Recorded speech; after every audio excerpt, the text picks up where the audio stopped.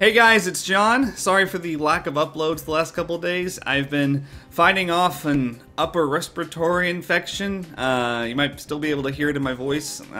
Something that hit me right after I got back from E3, so I meant to post this a couple days ago, but just now getting around to it because I'm just now feeling up to doing it.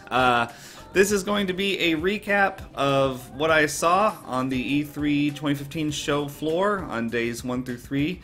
And if you're wondering what this blank space is going to be used for, it's obviously going to be used for high quality iPhone 6 footage that I shot while I was there. I'm embarrassed you even asked that. It's so obvious that's what goes there. Alright, so first things first. I wasn't able to capture everything on video, and I wasn't able to actually see everything that I wanted to see. And furthermore, there were a lot of games that were announced whose trailers you probably saw at the press conferences that weren't playable on the show floor. For example, The Last Guardian, Horizon Zero Dawn, of which the screenshot behind me is from.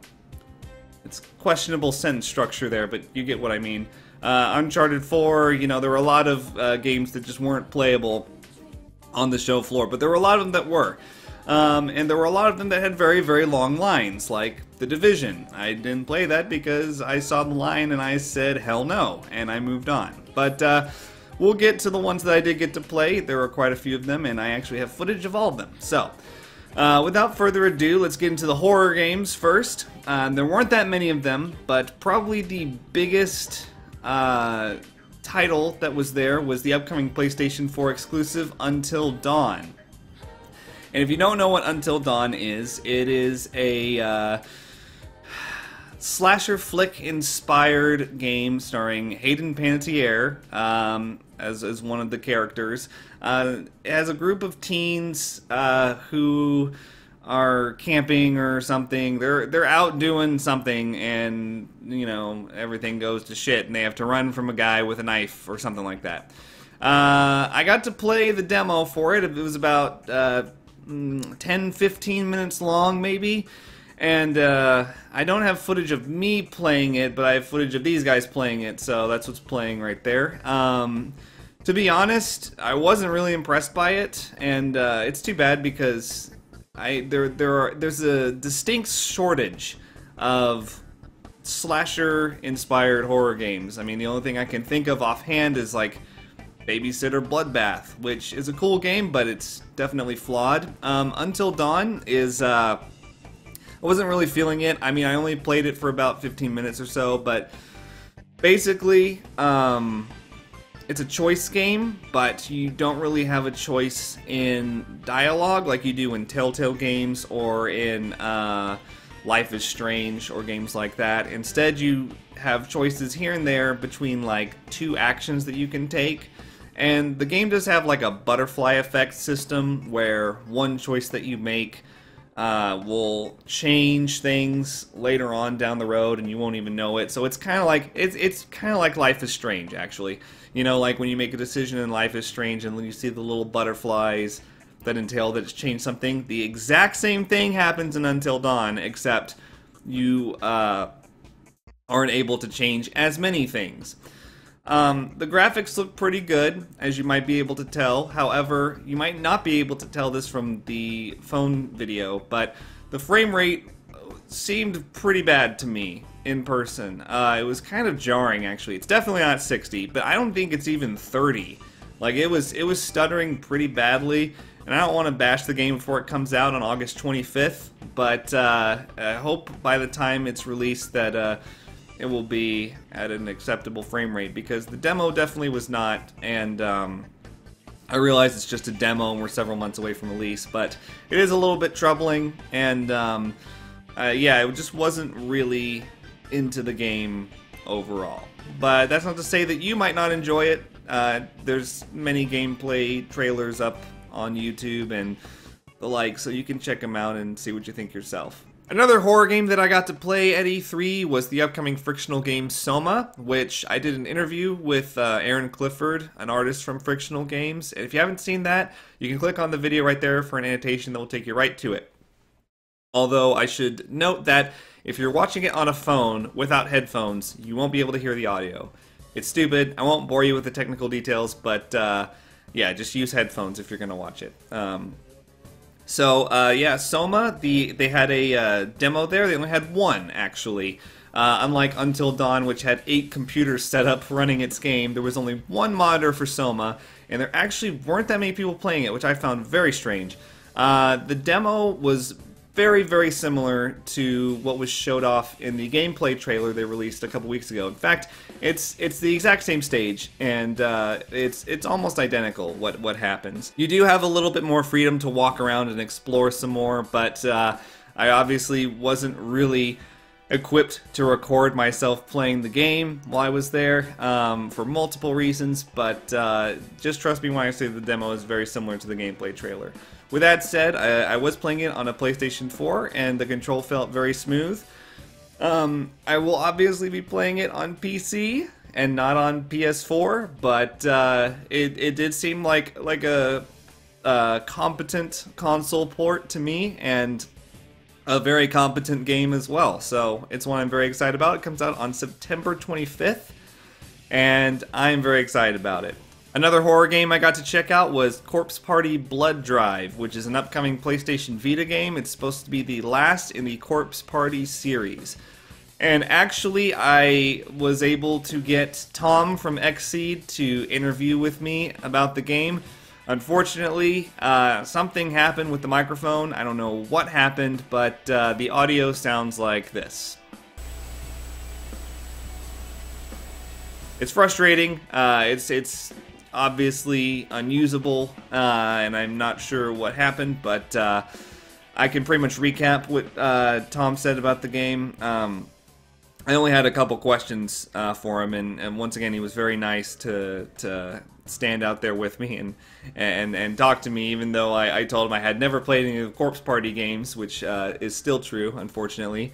When is the game coming out? The game, they don't have a release date yet. I believe he said, if memory serves correct, that it's sometime next year, so no definite release date nailed down yet, but we're a little ways off from an American release. With that said, Tom is the localization specialist at Xseed, and he, from what he told me, was primarily responsible for adapting this Japanese game for American audiences.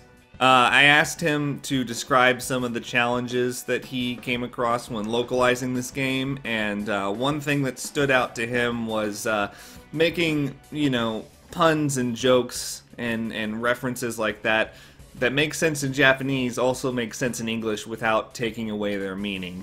I don't remember the specific example that he used, but it sounds like a very common challenge when localizing any game like Corpse Party Blood Drive, and it was pretty interesting to hear about. I'm sorry that I don't have the interview audio.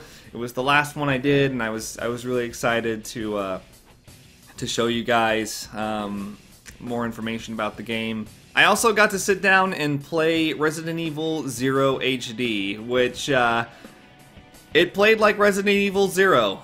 It seems like the HD remaster that they did for the GameCube version of Resident Evil, just with Resident Evil 0 instead. They had a super cool display, as you can see, and the game played pretty well. It looked sharp. The game is supposed to be coming out, I think, early 2016, so be looking forward to that. There seemed to be no signs of trouble from what I was able to detect while playing, so looks like a definite title to look forward to, especially if you've never played Resident Evil 0. If you don't own a GameCube, look forward to this one coming up, because it's a pretty good game. At least I enjoyed it, so I'll be playing it, of course, on the channel when it comes out as well, so don't worry about that. And that pretty much wraps up the horror games that I saw at E3. Like I said, there weren't that many of them. Apparently there were some other ones that I completely missed that were on the show floor, or at least revealed. I just didn't see them. I mean, E3 is such a huge place. I thought I covered everything. I thought I saw everything you know, that was on the show floor, but apparently not.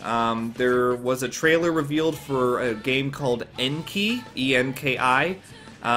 There's a link to the trailer in the annotation right here if you want to watch it. It looks pretty promising. It looks very Outlasty. The graphics look very good. It looks promising. So there was that one, and then there was also, let's see. Well, obviously there was the new Doom, but of course there wasn't a playable demo, so nothing to really show you there. Trying to think of what else I saw in terms of horror. Apparently Narcosis was there. If you're unaware of Narcosis, it's kind of an underwater virtual reality horror game. It's been in development for several years now. They weren't actually at the Los Angeles Convention Center. They were across the way at the Devolver E3 lot, and I emailed them asking if I could interview them about the game, but I never received a response, and I didn't exactly feel like walking all the way out there to ask them again in person, so I don't really have anything from that game. But, you know, we'll see. I'll be playing it anyway when it comes out, so we'll see then, I guess. I think that was pretty much it for horror games. I'm a little bit disappointed that there were so few, but then again, it seems like horror games have been kind of dying out again, like they were several years ago before Amnesia, and there just aren't that many major horror releases coming out these days. But I am glad that I went and checked out the ones that I checked out. And I actually got to check out some cool non-horror games. I know, what? John's talking about non-horror games on the channel. Quick, dislike the video. Probably the coolest game that I played at E3 was Cuphead. And if you don't know what Cuphead is, it is a upcoming, I believe, Xbox One only title. Might be wrong on that. Where you play as Cuphead, or co-op as Cuphead and Mugman, and it is a 1930s cartoon-styled action platformer, and it's a shooter. It's just really cool. I have some gameplay that hopefully you're seeing right now of me watching these other guys play. Basically, the game, I can tell you this much, from what I saw, it's basically a game that entirely revolves around boss fights.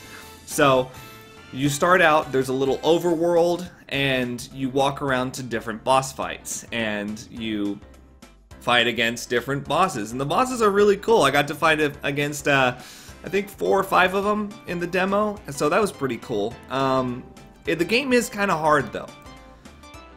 3 hits and you're dead, and that's it. Like 3 hits, that's you're done after that. And it's fairly easy to avoid being hit, but the bosses are pretty hefty, and they take quite a few hits, so as you play, you'll probably get better at the game and be able to do fine. But I saw, you know, I saw player after player come up and try out the game and die within seconds. Like, it was amazing. I actually got to beat one of the bosses. It was actually a double boss, which some of the bosses are like that. There's actually 2 boss fights. So it was pretty satisfying. Obviously, the art style is really cool. It's something we haven't seen before, which amazes me. I've never seen a game like this before. And I just really enjoyed it, and I'll definitely be playing it when it comes out, even though I don't have an Xbox One. We'll figure out something. I'll figure out something. Maybe it's coming out for PS4. Who knows? While I was there, I also got to check out the new game from Gearbox, Battleborn. If you enjoyed Borderlands and Borderlands 2, you'll probably also like Battleborn. Sorry, my voice is starting to bother me. Should probably stop talking soon. It's kind of a cool little MOBA-like shooter game. You can pick from a variety of different classes, and I played as Phoebe. That's who I played as, and she was a swords person, I almost said swordsman, but she's a woman, so swordswoman? That sounds kind of weird. She's a swords person. And she played pretty fun. Kind of played a little similar to the assassin from Borderlands 2 Zero. And I kind of liked that about her. I always liked playing as Zero. I don't understand. Apparently he was like the worst class from Borderlands 2, but I liked him. Anyway, I got to play with 4 other people, and that was pretty fun. The game didn't really like stand out a crazy amount to me. It's very, very, very Borderlands. Like, I can't stress that enough. It's very, very, very similar. Which I really liked the first 2 Borderlands games, so I enjoyed myself, and I think if I played Battleborn a little bit more and became a little bit more familiar with the classes and was able to find one that I really enjoyed playing, I would really like it. So, yeah, it wasn't that bad. You know, enjoyed myself, and I don't have a whole lot of footage to show you. Sorry, because again, I'm really bad at recording myself when it's just me out there. I can't like, I gotta have both hands to play some of these games. I also got to play Battleball. Yeah, Battleball. The upcoming Nintendo 3DS, loosely based on Metroid 3v3 foosball robot thing, basically. Yeah, so I played one round of it, apparently with some people who participated in the Nintendo World Championships. I don't know. It went to 2-2, and then they won 3-2, so my team lost. I don't know if there's any way to prove this, probably not, but I think I scored both of our points. Could be wrong. If not, because I think it's kind of hard to take credit for goals in that game. I think I was in the mix in pushing it in, so apparently I'm already pro at Battleball. Who knew? It's a completely useless skill because I'm probably not going to get the game, but there you go. So I played Battleball. I also got to pose with this badass Dark Souls 3 blood fountain that you've probably heard about. It was right by the entrance. It was definitely a blood fountain, or rather a regular water fountain with colored water. So, you know, whichever way you choose to look at it.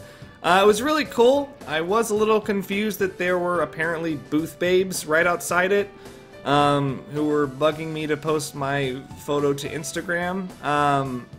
It's not that I'm endorsing or shaming booth babes, but for one thing, I thought that they were banned from E3, so I was a little confused to see them there. Not just at the Dark Souls 3 booth, but everywhere, like with the Ghostbusters car and whatever else. So firstly, I thought they were banned, and secondly, Dark Souls 3? Really? It just seems like a strange choice. Like, Dark Souls 3 isn't like a, you know, it's not Call of Duty. Like, if I saw booth babes at the Call of Duty exhibit, I'd be like, okay, that kind of makes sense. Whatever. But Dark Souls 3, I feel like that's kind of weird. But this isn't the first time that Dark Souls has done this, apparently, judging from photos I've seen of past E3s. So, whatever. But the Blood Fountain was really cool, so let's focus on that instead. That was really cool. So that pretty much wraps up what I saw on the show floor, or at least what I have footage to show you. I wanted to check out the new King's Quest, but again, I just didn't see it there. Apparently it was there.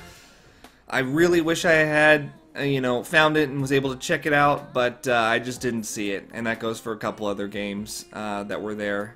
But I had fun. I had a blast, actually, at E3. And the fun didn't stop at the show floor, actually.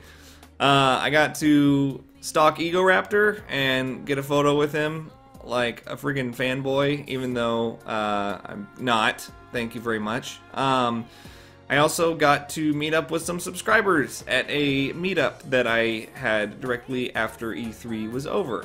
And we met up for about an hour and hung out, and it was really cool. So thank you guys for coming out. It was like a super impromptu thing. Like, I posted about it on Twitter that morning.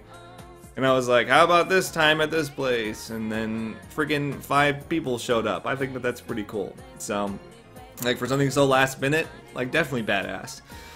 And, yeah, so I'll be definitely having another one of those at PAX Prime in August. So, there you go. That's pretty much it. I did have a really, really good time at E3, and I just wanted to say thank you again to everybody who donated to help me get there. It was a blast, really, and then both of the interviews that I posted, when the other person asked me, you know, how things were going, and I said I'm having a blast. I mean, it's true. You know, I wasn't just making small talk. I was having a lot of fun, and I think it's because this is the first time I've ever been able to be harshly critical publicly. You know, like just because normally, I mean, it's me sitting in a dark room in my apartment talking to myself while playing a video game. It's not glamorous at all, and not that I felt glamorous at E3 or anything, but it, you know, it felt real. You know, it just felt real, and it felt really good to be able to, you know, after 4 years of doing this YouTube channel, to be able to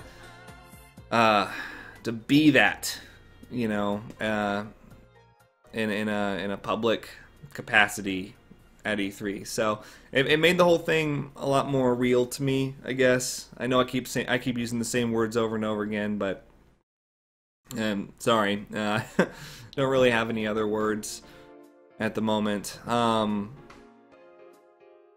Yeah, it was really good, and you know, I've really struggled with the idea of doing this thing full time for a long time now, but I think this trip has kind of decided for me. I can't talk right now. I think this trip kind of solidified for me that it's worth taking a shot on. Like, I mean, at this point, I think I would be completely remiss, and it's something that I would regret, you know, in the future if I didn't give this thing a shot for a full-time gig. So I think I'm going to resign myself to doing this full-time for the foreseeable future.